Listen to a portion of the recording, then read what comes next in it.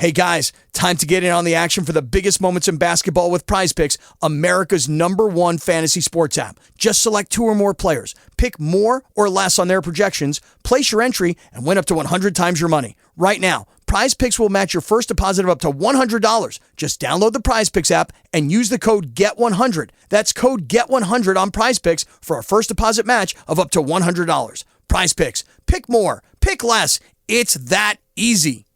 Back here on the Northland Sports Page, hour number 2, bumping in with a little foxy lady. We used to use this one for our next guest all the time when she was part of Fox 21 in Duluth.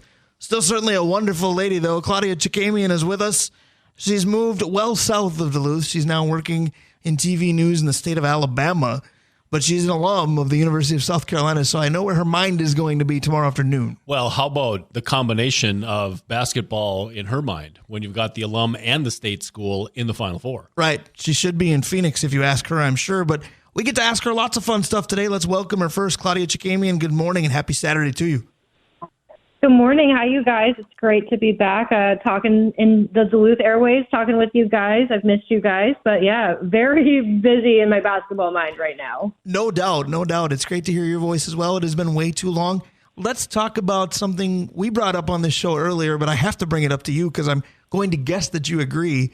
For some reason, South Carolina is an undefeated team that is supposedly under the radar right now because last night's UConn-Iowa game gets all the headlines, and we understand why. There's a difference between a one-possession game and a 19-point game, but it's not just last night. I feel like if you're not talking about Paige Beckers or Caitlin Clark, you're not talking about the sport. And I've told everybody who will listen, I just don't think it'll matter who wins the UConn-Iowa game. The South Carolina team is so good, but because they don't have the first-name basis players, and maybe they should. We could talk about, Camilla and some others. But why is South Carolina under the radar? They certainly shouldn't be. Yeah, and that's something that I feel like I will also talk about with anyone that will listen, is that what South Carolina is doing this season is incredible. And maybe I'm a little biased, but it's going under the radar and nobody's talking about it. They're undefeated with an entire new starting lineup, a lot of new players as well, and it's just not going it's going unnoticed. And again, you mentioned Camila Cardoso. She's a top 5 pick for this year's WNBA draft. So they do have that star, that player that, should have the attention of everyone, but nobody's talking about it.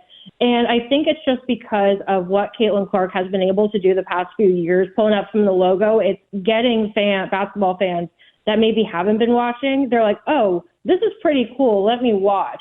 And she deserves it. She's a great player. She's done great things for the game. And now we're starting to see other players do it as well. Paige, she's been great since she stepped onto the scene. Juju Watkins, she had an incredible year at the other USC, the fake one in my mind. Right. But there's so many great players out there. And I just hope, Paige said it in her press conference the other day, that somebody was like, you're going to be the focal point next year. And she's like, I don't really want to be. I want women's basketball as a whole to get the attention. It shouldn't just be on one player. It should be on everyone. And I wish South Carolina was getting that recognition. But you know what? That's fine. Go into tomorrow. Don't have the attention and go win the Natty. I agree with you because I've said it too, that Caitlin Clark, although she's playing, feels a little bit like Taylor Swift. Taylor Swift got a lot of people that weren't recognizing the sport involved in the NFL. But suddenly if you weren't cheering for the Chiefs, what's wrong with you? If you're not cheering for Iowa, I feel like you're treated the same way. But you said it so well, Claudia. There's tons of other players and teams worth cheering for if you bothered to follow this long enough or well enough. And that's the step I hope some of these new fans take, is don't just get invested in one player, get invested in the sport. Speaking of being invested in the sport, I'm going to ask you what I think is a very difficult question because I tried to ask myself and I struggled with it. I know you're biased, but I'm going to give you 3 coaches in the history of women's basketball, and I want you to rank them for me. Dawn Staley, Gino Auriemma, and the late, great Pat Summitt. Rank them 1 through 3. I just think that if you're looking at, and I knew who the 3 were going to be before you finished even asking the question, but I think at this point right now, you got to go Pat, then you got to go Gino, then you got to go Dawn. And because I think Dawn's still building. Dawn's done some great things. She's only won 2 national championships. I wouldn't say that she's at that dynasty level that Gino has created and that Pat created. And I think Dawn says it too. She looks up to still what Pat Summitt was able to do and what Gino has continued to build. And Gino said it last night. He was like, wow, we don't win a national championship for a few years. We're bad. no, Gino still has one of the best programs in the country. And I just saw next year's number 1 overall recruit just committed to UConn. So if they stay healthy next year, they're going to be back. And Gino just continues to build. And until he retires, he's still, I think, what everyone is still chasing. And I think Dawn's one of the greatest coaches. I love her, and I don't know how anyone wouldn't want to play for her. But I think, she's building something really special. And if she continues to do what she has done over the past decade, there's no doubt that those are the top 3 women's basketball coaches ever. Yeah, that's absolutely well said. I brought that up, Dave, because I keep thinking to myself, I wish Pat Summitt was around to see what women's basketball is becoming or has become. It's a shame, obviously, that we lost her as early as we did, but you look at how much she did for the game, and this had to be kind of what she had in mind. Well, certainly, and you guys hit it on the head. Kaylin's been great, but the goal here has to be the larger picture for women's basketball. And we were talking, Claudia, before the show, that the Gopher women are now in the NIT championship game.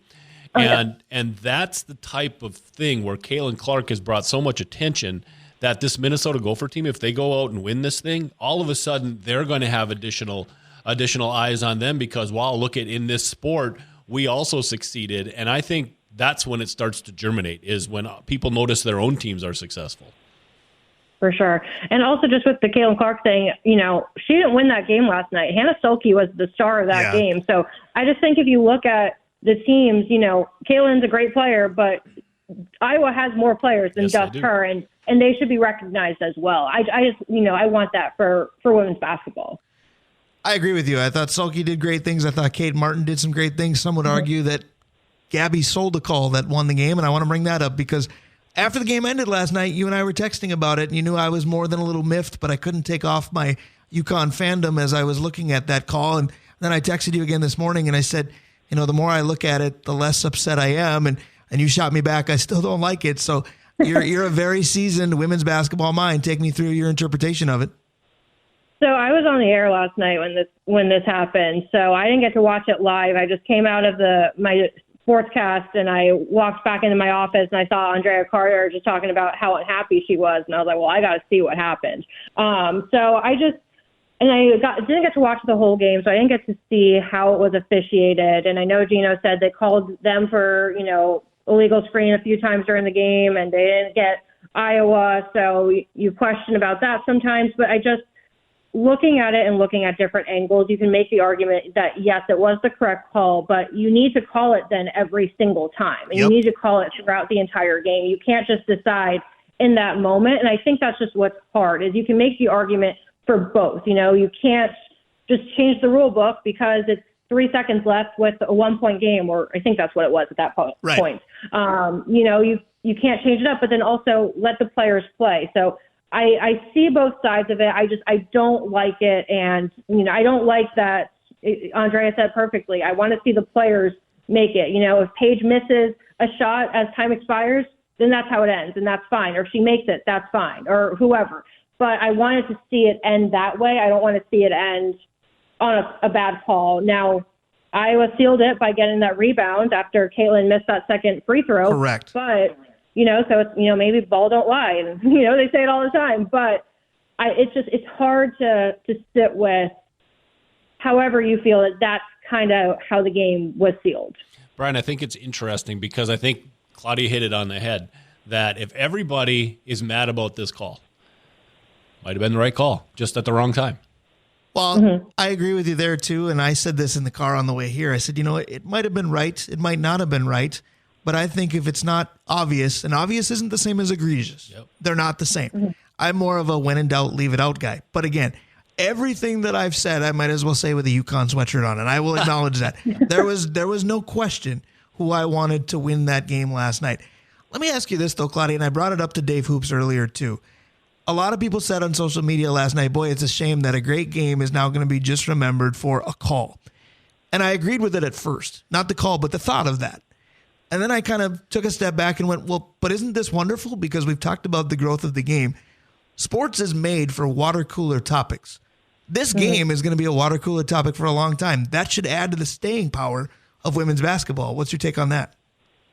It does, and people are going to remember this game, whether it's for, Iowa's comeback, whether it's for the ending, whatever they're going to talk about. They're going to talk about this semifinal game because, as much as I love my Gamecocks, they won by 19. It wasn't that exciting. It was a nerve-wracking first half for me, but, that wasn't the story. And Iowa and UConn, as we hoped, showed out and gave fans a really great game. And yeah, I think that that's what people are going to remember, but at least we're going to talk about it. And at least, hopefully everyone's going to tune in on Sunday for a really good game, and hopefully the officials just stay out of it a little bit. Yeah, I don't want to see 8-on-5 either direction. I tweeted as much last night. It is WrestleMania weekend, though, so maybe you'll get that done. Go Royal Rumble on it? Yeah, you'll get that. No referees, just take it apart. Let's talk a little bit about what lies ahead Sunday, because again, South Carolina somehow has been slightly overlooked, maybe not to the folks that know the game inside and out, but to the new arrivals of fans, it's all about Caitlin or Paige or what have you. South Carolina's post-dominance is really something. Yes. And speaking of something I said on Twitter, I want to talk about something you said on Twitter. This was something you said last night after your stressful first half. You called it a traditional quarter by South Carolina. Well, that tradition is really something then, because I think the third quarter was somewhere around like 29-6. This Gamecocks team has the ability to just blow a game open, don't they? They do, and that's the thing that can also hurt them, is that sometimes they start off really, really well, and then they take their foot off the gas. That's what we saw in the Tennessee game in the SEC Championship semifinal, where Camilla hit that three-pointer, and I lost my marbles. So, they can do that, or they don't start off very well. They had a lot of turnovers in that first half last night. They seemed kind of nervous to be on that stage. Then Don Staley said something at halftime in the locker room, and then they came out and went on a 29-6 run in that third quarter. So they have this thing where they don't play in a complete game, and they're winning, and clearly it's working, so it's okay. But, I don't think they can do that against Iowa. They can't take their foot off the gas. They can't play sloppy. They have to play a really complete, solid game if they want a chance to be the ones to win that national championship, I believe. So, Claudia, I'm going to take that as a period on that conversation, and I want to switch it to the team you currently cover. We've been talking about this UConn men's team as this monolith that's gonna run roughshod, and so far so good, right? I'm wondering if Alabama has a shot today against UConn. I think so.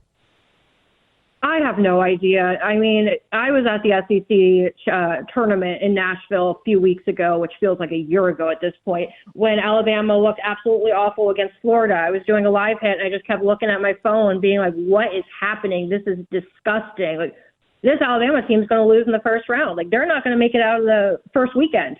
Well, here they are. So don't we all look stupid? They are just playing a completely different basketball than we have seen them play really this entire season. They're a fun team to watch because Nate Oates loves, a fast-paced offense. They love to shoot the threes, but their defense has been a problem. It hasn't been in the tournament. The way that they were able to slow down North Carolina, what they were able to do, really this entire run has been really impressive. And if they're able to play that way on defense, I think they have a chance. I think what they need to do is just not put up bad shots, because sometimes, Nate Oates says don't pass up an open look. Sometimes they're putting up shots they shouldn't put up and they're missing, and they get into a run where they're just missing 7-8 threes in a row, and then they find themselves down. So they need to take some smarter shots, because that's something that Nate Oates said UConn does a really good job of, is they don't take bad shots. And that's, on the last game against Illinois, they only made three-pointers, but they were getting it done all around the court. So I just think Alabama needs to limit their shot selection and not put up some bad shots, and they might be able to hang in there. Now, again, UConn's been a buzzsaw, so if they end up winning by 30, don't come at me. But weirder things have happened, but give me the chaos. Give me Alabama, NC State in the championship. Why not? That would be interesting, and I'll tell you what, if UConn wins by 30, you can come at Dave again, because last week on this show he said to me, I think Illinois beats them today, but if they don't, UConn wins the whole thing. Well, fast forward after a 30-point win, and now Dave's trying to tell me that UConn loses to Bama today. So he does reserve the right to change his mind. I'm still getting past the idea of we want Bama doesn't just pertain to football anymore. It's interesting for me. Catching up with Claudia Chakamian, former Fox 21 sports anchor, who now works in television news in Alabama. Take us through kind of a day in the life for you now, because I'm assuming climate change is real. I get that. But I'm assuming that you're not dealing with spring sports snowed out in late March No. like we did up here. No, and it's funny. I was shooting college baseball yesterday, and it was maybe like upper 50s and windy, and everyone was freezing. And they're like, "Oh my God, it's so cold." I was like, "Can we calm down? Like, this feels great." So yeah, spring sports have been really going this whole time. You know, we don't have to worry about our college teams playing in Florida for the first month and a half of the season, like we had to in Duluth. So it's very busy, and it's interesting because I felt like in Duluth I didn't really have to balance the winter-spring crossover. Here we really do, especially now, again, with Alabama playing into the first weekend of April. It's really a balance. And, later today, we've got the spring games for two of our colleges. Auburn has theirs, and Alabama A&M has theirs. So we're also getting into football, but it's very busy. I feel like also with Nick Saban retiring, I really have not slowed down since the start of football season. So it's been very busy. It's a lot of fun, though. The high schools are really great here in all sports. The colleges are great. We have 3 local colleges plus Alabama and Auburn. So I really don't get any downtime. But, I mean, when you work in sports, what is downtime, Exactly. That's the beauty of it. Speaking of which, I love the weather story you told that you didn't forget your Minnesota time in TV and say, hey, the 50s and a light wind, that's just fine. But going back to your time in Duluth in sports, in TV, the trio of you, Chelsea Brown, and Alicia Tipke technically were network rivals, but your friendships were awesome to be a part of and awesome to watch. And now I'm seeing them take a different type of rivalry because you're getting some flack. Everybody knows you're cheering for South Carolina against Iowa. We've already talked to Chelsea Brown, and her husband Eric isn't quiet about it either with their Hawkeye fandom. Yeah. Are you having fun playfully with a new rivalry with them? Well, Eric's coming at me on Twitter. I saw it or whatever last night, and I was like, Eric, you know where I went to school. Come on, let's be quiet. But no, I love Chelsea, and I'm so proud of her being 7 months pregnant, covering the Final Four national championship right now. So super proud of her, and obviously I don't really want her to be happy tomorrow, but really cool that she gets to be there for the second year in a row covering her alma mater and in the stage, and we had some fun. And I'm going to be quiet until after the game tomorrow because I don't want to jinx anything. You should have the last laugh. Yeah, because I was a little too confident, I think, last year, and then I had to, come to her with my tail between my legs, I feel like. But no, we definitely have fun with it, and we talk all the time, on the phone during the season just about women's basketball. And she's kind of said the same thing. South Carolina's not getting enough credit, and Iowa's getting probably a little too much sometimes. So definitely, we talk about it all the time, and I'm still super close with both of them, and I'm super thankful that Duluth brought me both of those, and I'm hoping that I can make a trip to Iowa this summer to meet Baby T. I think that they should change that, Brian, and there should be a bet on the table on the game, and that should be South Carolina wins. Claudia names the kid. Ooh, I do like that. See if you can put that on the table. Speaking of putting something on the Eric table. did tell me I get to be goddaughter or godmother, so I got that already. Perfect. So speaking of putting something on the table, we know who you want. Who you got? Who do you really think, if you had to make a prediction and you had to be right, who wins the women's natty? Who wins the men's? For the women, I'm not going against South Carolina. I just think they are the best team. They have the depth. They have the three-point shooting. Bree Hall said in the press conference today that 2 days after last year's natty, she came to Dawn Staley and said, we need to get three-point shooting. That hurt us against Iowa. And now here they are. They have, they added Tina Pow. They have Malaysia Fulwiley. They have Raven Johnson, who's upped her game, and she is on a revenge tour herself. So I really think they have, and then obviously then you got Camila Cardoso, you got Ashton Watkins, you got Chloe Kitts inside. So I just really think they are the most well-rounded team, and they're going to have to hurt themselves to lose, I believe. And then just please don't let Caitlin Clark drop 40. Please, I'm begging. So I'm going for South Carolina. I think that they're going to have to play bad to lose. For the men, I really have no idea. I picked UConn for my bracket. I thought that their toughest challenge when I looked at the bracket was going to be Auburn, but again, joke's on me. So I don't know. I feel like the winner of the Alabama-UConn game is going to win the national championship because I don't think Purdue is that great, and NC State, their Cinderella, I think, is going to run out at some point. So give me UConn for the men, but I'll be happy if Alabama makes it, and I wish I was in Phoenix. There you go. I can appreciate that. We've thought alike before. We're predicting the same winners as well. Always a winning conversation when we get to talk to you. I appreciated it. Let's do this again soon. Last night felt like normal, texting you late about sports. Yes, it was great. Great catching up with you guys. I miss Duluth. Stay warm out there because I think it's so cold. Absolutely. We miss you. That's Claudia Chakamian, formerly of Fox 21, now just giving us everything we'd want to know about college basketball and specifically the South Carolina women's team that should be your national champion tomorrow afternoon.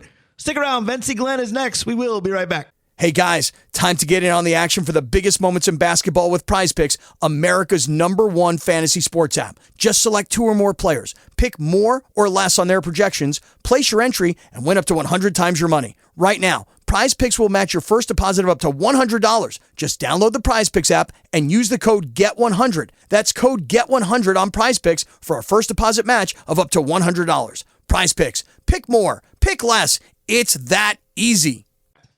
Back on the Northland Sports page, Men Without Hats doing the safety dance. We do it just about every week. It's the Drawing Line segment courtesy of Arolla Architecture Studio featuring Vencie Glenn. Once again, he's right around the corner, but we mentioned the OG, Ryan Arolla of Arolla Architecture Studio, bringing you Drawing Lines. Every sponsor helps bring us this show. We couldn't do it without him. Absolutely, Brian. Let's start with Kraus Heating and Cooling, your Carrier HVAC authorized dealer. OAR Holdings, Advantage Emblem and Screen Printing, Kohler Hyundai and Kohler Toyota, Comfort Systems of Duluth, Stewart's Bike Sports and Trophies, Mount Royal Bottle Shop, the Blackwoods Group, including their locations in 2 harbors, in Proctor, Tavern on the Hill, Blackwater right downtown here on London Road, Mike Regan at Christensen Group Insurance, Hoops Brewing, and as you said, the OG, Arolla Architecture Studio. He brings us drawing lines each and every week. We love to draw our lines with Vencie Glenn because he will draw them just about anywhere on any topic. I know he wanted to get on last week to put some salt on the wound of Indiana State beating the Gophers in the men's NIT, but the Sycamores did not win it. They fell by 2 to Seton Hall in the final. I imagine Vencie's recovered from that, but if he hadn't, he'd be all over us today. Let's see what he brings. Good morning, 25. How we doing? Good morning, guys. I'm in better spirits. It took me. Yesterday was a tough day for me. I don't like losing. It takes a while for me to get over losing, but we played hard, and I was proud of them in the way they played and performed. Well, and I have to think the table should be set for next season. We always talk about, these teams that do well in the NIT should be a springboard to the NCAA. Now, I had already said they should have made it this year, but I would think Sycamore basketball, the future is pretty bright. Well, I think it's really going to help recruiting just in Indiana, the state alone, and the surrounding areas. And guys know that when they come there, they got a chance to win and play at a high level. It's a good program. So I'm happy for the program because it's all about building for the future. And, we like I said, we did a good job. I'm not mad or anything like that. I'm very proud of them for coming together like they did in such a short time. Speaking of coming together, Vencie, I'm going to pull it back to Ball. I'm wondering what your take on the Stephon Diggs trade was. I mean, everybody's making him out to be, maybe not the greatest teammate, but the guy can play. Where would you be at if you were on Houston? Would you be in favor of bringing in a guy like this, or would you, we're doing good right now, don't bring that outside influence into our room? I don't know if you're supposed to say this on the radio, but hell to the year, I would want him on my team. I'm like, are you kidding me? Man, like I said the other day about when we talked about, having somebody else on your team instead of the guys you play with. If a guy wants to come to your team or is traded to your team and he's a ball player, you want him. Because you know that guy, when you watch him throughout films and throughout the league on national TV, he's a baller. He shows up on Sunday. That's all you want. You're not trying to be best friends and classmates and best men in their weddings with these guys. You want to put together a team of men that want to win a championship. They got the nucleus. They got guys down there that want to win, and obviously they brought him in there because he's a guy with good character and wants to win. They do their homework. Teams just don't go get a guy because he can play on the field. If the character's not right for the organization, good organizations ain't going that well. DeMarcus Ryan ain't going to bring that kind of player to his organization if you're not willing to sacrifice and play under the team scope. They interview guys. Everybody's on the interview. They know them. They get news from throughout the league and from other coaches, executives, and they know who guys are and what they're doing off the field. The league knows what you do and what kind of person you are. So if they bring you in like that, that's because they knew that it wasn't good in Buffalo. Buffalo knew it. And they're not getting rid of Josh Allen. And an unhappy Diggs is not going to help the team win. So they do what they do. Yep. Well, that's save some money and try to go get somebody else. Right. That springboards into exactly what I was going to ask you, because on the other side of this, then what in the world is Buffalo doing? Because you look at their wide receiving core right now, and the three of us might as well try out. We're not going to know who these Buffalo wide receivers are the way it looks for now. It seems like an odd time to kind of be presenting yourself as a rebuild, but they put themselves in salary cap hell as well. A lot of big names have left Buffalo. This is a team that has lived on the doorstep for the last decade or so. A lot of these organizations have front offices. If you just look at the whole Buffalo, New York Jets, New England Patriots, that's all that bro deal stuff up there. That's all guys coming from around each other, knowing how each other play and stuff. And all Buffalo is saying, hey, we just got to beat New England, the Jets, and the Dolphins and compete with them and have a chance to win, or else we're not going to do anything. So they know they're hurting, but they're not going to get rid of Josh Allen, because that's money off the field too. so it's a business decision. Like I say, NFL's a great game, but it's a terrible business. Hey, Vencie. And I don't care if you're the superstar, they'll mistreat you. Speaking of Josh Allen, I have a quick question for you. I was reading the other day that in the first round, quarterbacks are about a 40 to 50% hit rate. Why? Why do you think coaches and these front offices you were talking about have so much difficulty picking out quarterbacks to draft? I mean, we've talked about play in college, but they should know that by now, shouldn't they? Because you have scouts and owners that let GMs buy into the thing that all sports are analytics now. They do everything by analytics. Yeah. It's not based off, they call a play based off what production it has on third down in this situation against these defenses. And they'll call a play. It ain't got nothing to do with the flow of the game or what's going on right then and there or who's there. It's all data analytics. And these young coaches and execs come in that's never played at a high level on the field on Sundays and knowing it's different on the field. And a lot of them don't have relationships with the guys in the locker room, and you think you're just watching a guy on film and analytics, and you think those guys can mesh and gel together, but they don't. That's why you can see a team like Houston go from winning 2 or 3 games the year before to going to the playoffs. Man, they just had a bunch of guys that wanted to play together. Right. That's sports. That's no rocket science. So since it's not rocket science, it's because you made a great point. It's penthouse to outhouse and back again, depending upon how the locker room is. You mentioned the NFL is not necessarily a great business all the time, and everything should be settled on the field, but it's draft season per se. So there's a lot of business taking center stage. How much of this posturing can we really buy into? Because teams are flexing that they're really into this player, this player, this player, and I'll contend we're not going to know anything until a few Thursdays from now. Well, if you're talking about the draft, that's what they do. Most teams are communicating with each other. You know, the top 5 might be playing games and saying they're one thing and going to do another just to kind of keep the opposition at bay. But it's basically your needs. Most teams go out and get what they need. And here's what I learned the other day from one of my buddies that's a scout in the league, and I'm not going to mention the team. The teams that are successful pretty much year in and year out, it's not about the starters.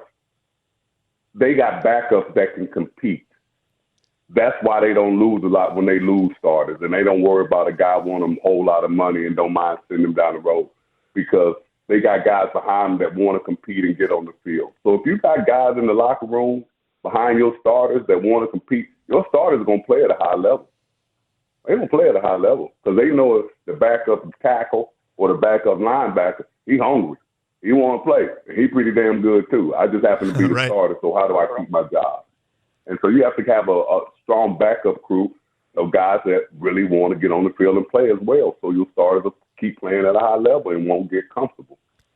That brings a great perspective, because I was going to ask you, and I'm going to go ahead and say, when you were a veteran in the league and your team was on the clock or drafting, did you pay attention to it much? And if you did you pay attention to it to see who are we getting that's going to help this team? Or was it the perspective that you just talked about? Who am I going to have to keep from taking my job? What was your take on when your team was selecting? I'll give it to you. I'll give the second to the last question first. I never worried about nobody taking my job because I knew wasn't nobody out there good enough to beat me, outplay me. I was never going to lose my job because you had to play at a high level to take my job. I wasn't just a player. You have to, if you're smart and you play well and hard and you're a leader, it's hard for somebody to take your job. It's hard. What are they going to, I mean, if you playing good and they like take players that play good, you don't have to play great. Just do your job. I did my job. I did my job at a high level. I help other people do their job at a high level. Why am I worried about who coming on? All I did was when you show up to training camp, can you play on Sunday? That's football. I don't get into the social media. Now it's more social media. Back then, it wasn't. And they didn't care about who was this and who was that. You're a rookie. You'd be lucky if you made the team. Let's not talk about starting and making millions and being the face of the NFL. You'd be hoping you make the team. That's how it was. Just when I thought I couldn't love Vencie anymore, you say something like that. Go ahead. I'm loving this. It's a different game now. And so I look at it through the lens of why these guys don't succeed opposed to why they should succeed. Because I keep telling people, it's locker room. When you see teams with a lot of talent don't win, man, their locker room is messed up. I don't care what sport it is. And I said last year when Padres had a great team and couldn't win. Man, that's locker room. Period. Vencie, I'm going to take you off the gridiron for a second. I got I got classrooms I go to, and we were talking in a classroom the other day to high school kids about social media and how to pay attention to what they're writing now because it might come back and bite them as a professional someday, whether it's sports or business. What kind of suggestions, what kind of thoughts do you have to our high school kids that are listening about social media, which you were just talking about? He's just going to say don't use it. He doesn't, but go ahead. No, I'm gonna say read all you want, but get away from that posting. That makes sense. It's the posting that gets people. It's what people post. You can read about other people. You can get information and make your own decisions about what people are doing or what you should do or trying to get some information. Information is available. How you use it is what's bad. It's not the information you get. That's why data analytics is good. Nothing wrong with it. But when you use it, it's going to say whether it's good or bad. Yeah. And so you putting stuff out there because of your emotions and feelings that come and go, and that's just the way you feel at that moment, and that lasts with you because of those are your words. And so you can't say, I didn't say it, I didn't post it. What were you meaning? Now you got to explain. And they always say, if you don't complain, you don't have to explain. So, you just keep things from where you got to complain, and so you don't have to explain. It's great advice, Brian. I think it's a great point because I think of, what if social media existed decades ago? What would have been different? And the way Vencie describes his locker rooms is I feel like there would have been somebody that would have pinned somebody against their locker and say, what are you doing? We don't do that here. I don't feel like that's present enough now in today's game because everybody's doing it. Yeah. Who's going to call you out on it when everybody's on it? I'll tell you one thing about social media back in the day. There's been a whole lot more fights and killings in the world, man, because people ain't play that meddling stuff. Your parents used to tell you don't be nosy. What go on in your house, stay in your house. Yep. So if being gossip, man, people didn't like that. Social media is another word for gossip, period, in the conversation. It really is. There's a reason keyboard warrior exists as a term. Yeah, think about this when you're a kid. If it wasn't in your neighborhood, you didn't know about it. Till you maybe went to school and somebody told you it happened. You just didn't know about it if it wasn't in your neighborhood. You didn't consume yourself. If I'm in Iowa, what somebody writing over in Miami, it's just another world. So now it's where you can bring the world together, but people don't know how to separate their reality from what they read, and that's the problem. Absolutely. This was related to sports, but I think we feel that way about social media when it comes to politics as well. I don't remember during, one of the Bush administrations, during the Clinton administration, everybody having an opinion on what our president or presidential candidates were doing. Yeah. You can't escape that now. It's just a different world altogether. One of the best parts of our world, Vencie Glenn, is, of course, getting you to be part of it. Not closing the show today. You moved up a segment. We appreciate you being able to do that. That allowed me to pick different bump out music for you, too. I took an old Chicago song called 25 or 624. Tell you what, give me 2-5 all day long. We appreciate you, buddy. Hey, man, love you guys, man. Appreciate you, man. Thanks, Thank Vencie. you. We love you, too. We'll talk to you All right, very guys. soon. That is our guy, Vencie Glenn. Have a great weekend, my friend. Thank you. Vencie Glenn, moving up a segment. He's flexible for us, too. There's nothing that guy won't do to be part of our show. Isn't that nice? We love it. It's good to have friends. It's good to have friends on the show, and Vencie hits both. Speaking of friends being on the show, we'll have one more to close it. Rickert, former Greyhound, former Gopher, talks men's hoops with us. Stick around, the Northland Sports Page, one segment to go. We will be right back. Hey guys, time to get in on the action for the biggest moments in basketball with Prize Picks, America's #1 fantasy sports app. Just select 2 or more players, pick more or less on their projections, place your entry, and win up to 100 times your money. Right now, Prize Picks will match your first deposit of up to $100. Just download the Prize Picks app and use the code GET100. That's code GET100 on Prize Picks for a first deposit match of up to $100. Prize Picks. Pick more. Pick less. It's that easy. Back on the Northland Sports Page, Brian Prudhomme, Dave Cook, final segment, little history repeating. The UConn men are going to try to do just that. Men's Final Four, that's tonight. You got Purdue with NC State, and you've got UConn, and we want Bama, not just a football statement anymore. And South Carolina, right? History repeating. Right. If they're able to do it on the women's side, it will be interesting. And we'll see what Rickert, former Gopher, former Greyhound, has to say about that. Speaking of history repeating, definitely a repeat guest on our show. Absolutely. It's good to have Rick on again. It's good to reconnect with part of Duluth's history, frankly. Absolutely. Anytime we need more dynamite basketball takes, he is my go-to, my good buddy for all these years. Rickert, good morning, my friend. Good morning, guys. Thanks for having me on. Thank you for coming on. We appreciate you. And what's your thought on this Final Four? Because NC State, just like they were some 4 decades ago, would be the Cinderella story if they can pull it off. Purdue's interesting to me because if they do this, it's going to become the new recipe. Lose to a 16 seed and then go win it, because I believe Virginia did that too. UConn's the favorite. And then Bama's essentially, if you talk to folks out in that market like we did earlier in this hour, not supposed to be here either. Yeah. Well, you look at NC State. That's a very interesting one right there, because they're an 11 seed right there. You want to see the Cinderella story do well. At the same time, UConn, in my opinion, the overwhelming favorite at this point. They've got a really good team. So I'm most intrigued by Purdue. Zach Edey, my goodness, he's a freaking monster. 7'4", just, back-to-back Big Ten Player of the Year, back-to-back National Player of the Year, if I'm not mistaken, correct? Correct. Yeah. That's impressive. I mean, he's a big boy. He's 7'4", really big post presence. Very, very intrigued to see these games happen at the Final Four. I watched the women's Final Four yesterday too. I watched Caitlin Clark go at it. She's been in the news lately. I don't know if you've heard of her. Yeah, her and some Swift gal are always on my news feeds. Yeah, right. Her and some Swift gal. Yeah. Who are they? Right. No idea. Please continue. Oh, no, I was just saying it's been a great year for basketball, especially women's basketball. I don't want to get off the men's Final Four, but I mean, good for them. They're just killing it. So it's unbelievable to see. Really good to see the game grow. Oh, you're absolutely right. And I'm going to let you talk further about women's basketball. And those that have tuned in for the majority of almost our 2 hours now, we've spent the majority of that time talking about women's basketball today.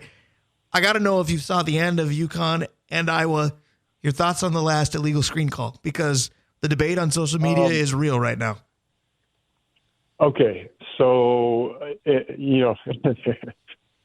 my feeling on referees. I mean, it's so subjective, but I did watch the entire game. I watched the screen call. I thought that was a travesty right there. That was not even if you could have called it, it was so minor. It should not have been called in a crucial point in the game like that. And with that said, I don't even think it was. I mean, she had her elbows up when she was setting the screen. It looked like, maybe you could have made an argument. I thought it was a really, really terrible call. That was the game right there, because I was talking with my wife. I was like, UConn's going to get it. And then they call that, and I'm like, what? They didn't even get an opportunity. I agree with you, and I had multiple friends that are just new to the sport, and they're Caitlin Clark fans, and they're texting, yes, she's so great, what a run for Iowa. And I texted back an expletive that I can't say about an offensive foul call, and you can't call that there. And it's not really that I wanted to say you can't call that there, because I'm not a believer in that the rules should change based on the time remaining or the closest of the score. But it's like, that's a valid point. That's a valid point. And yes, you're right. You're right. But to me, it's like calling holding in football. There's the old adage that you can call it on every play. It's possible that you could call that type of screen illegal on almost every single play, and the game is much different. So again, you've been around referees forever. I'm a firm believer in you get a feel for how they're calling the game. Is it, boy, they're letting them play, or boy, this is tight? And last night's game didn't give us really either direction. And then they called that, and I'm frustrated. But I've said it a million times on the show. I was rooting for UConn. Yeah, I thought the refereeing, for the most part, for the game, I thought it was pretty down the line, which you want to see. That was one that was blatantly not down the line. I won't go as far as saying anything illegal was going on, but I mean that's a pretty crucial call for that time in the game. So I wish it wouldn't have happened like that, but it did. And I was really glad to see Iowa win. I wanted a good game, but I always like to see the Big Ten teams win it. So let's go that direction, because Ben Johnson, a former teammate of yours, a friend of yours, had a pretty good season. Now, some people will eye roll that and say, well, how low did you make those expectations? But Gopher basketball, I'm just going to go ahead and say it was fun to watch. Now, will it be next year? I don't know, because we're not there yet. But I also don't know, because we don't know what the roster is going to look like. Rick, we've talked about this before, the transfer portal, the NIL stuff. It's somewhat ruining the sport, but I think that depends on what school you're in, because other schools are doing very well with this. What's your take on the whole equation? Yeah. So this is a double-edged sword. On one hand, it is fantastic that these players are getting an opportunity to make some money other than maybe a scholarship. If they are good enough to get a scholarship, you got walk-ons who are making nothing, right? On the other hand, it is ruining the sport in some regards, because this is going to greatly benefit teams that are in bigger markets, because if someone has a good season, they can transfer, they can go to that bigger market, they can make more money.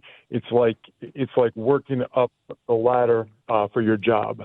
You're starting out at McDonald's, and you're working your way up to a Michelin star restaurant or something like that. You're maybe that's a terrible example, but I mean, you're literally working your way up to a bigger market, because that's where the money is. You're not going to go to, the smaller schools are going to suffer more, is what I'm trying to get at. So that's not a good thing. So that's the double-edged sword. So Rick, you're buddies with Ben, and I wanted to ask it this way.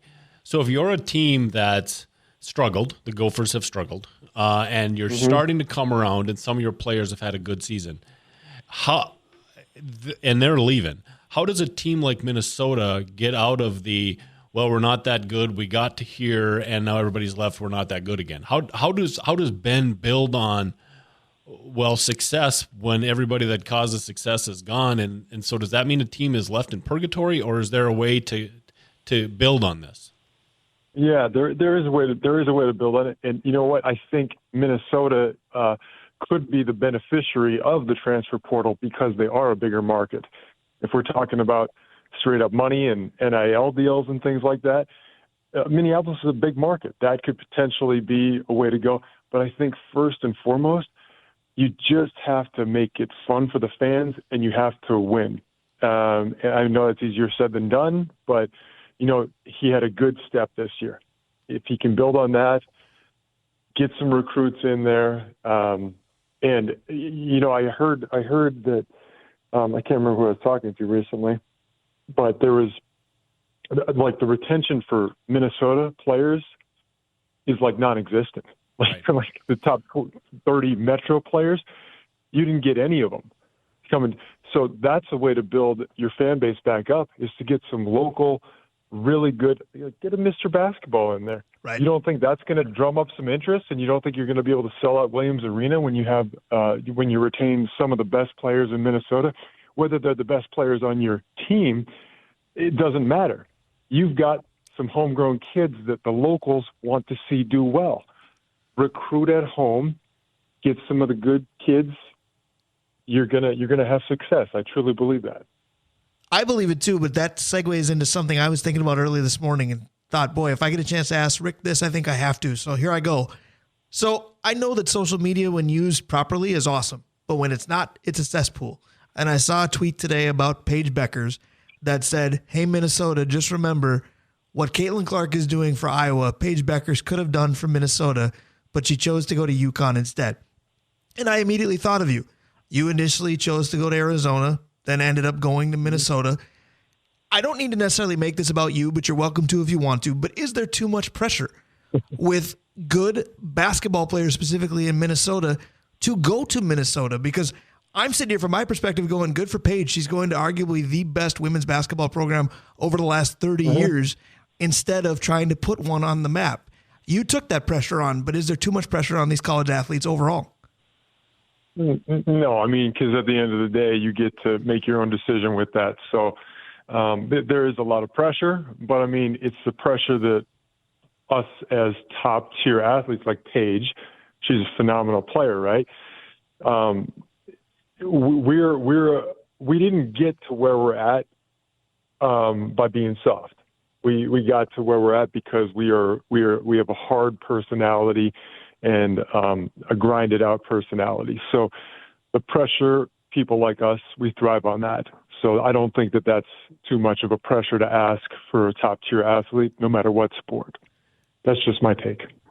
I like that. So I'm going to ask you one last question on the men's Final Four, with so much focus being on the bigs. We talked about Zach Edey. UConn's got a dynamite big man. The Burns kid has probably been the most fun story of the NCAA tournament. You're a big that played the game a little differently. You were one of the first to really have a great outside shot for your size. What do you think of this? Because the NCAA tournament right now is looking a little bit more conventional in the big man sense. Yeah, it is, but I don't like that comment you made. Pretty good shooter from the outside for my size. Okay, you were just a good shooter. You were just a good shooter. You know I love you. Moving on. No, yeah, no, it is getting back to the conventional, because like you haven't seen like for a while there, it was like, yeah, everybody's out there shooting threes now because that's the way the game's going. Now you got a 7'4" guy who's just dominating and having more of that traditional post presence. I'm wondering if we're seeing the pendulum swing back a little bit.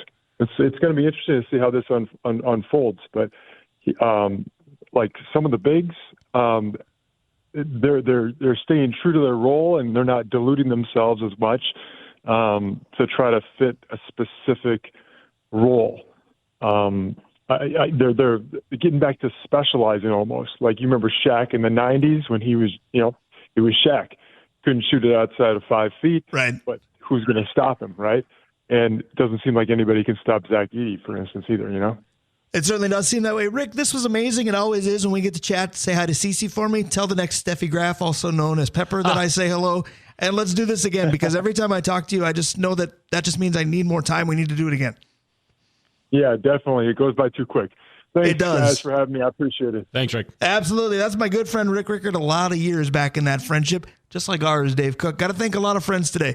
Thank you to Dave Hoops. Thank you to Claudia Chakamian. Thank you to Vencie Glenn and to Rick Rickert. This was fun. This was good. This second hour was fantastic. It was. Everybody enjoy the Final Four weekends. We'll see you next Saturday. Have a great one. Hey guys, time to get in on the action for the biggest moments in basketball with Prize Picks, America's #1 fantasy sports app. Just select 2 or more players. Pick more or less on their projections, place your entry, and win up to 100 times your money. Right now, Prize Picks will match your first deposit of up to $100. Just download the Prize Picks app and use the code GET100. That's code GET100 on Prize Picks for a first deposit match of up to $100. Prize Picks. Pick more. Pick less. It's that easy.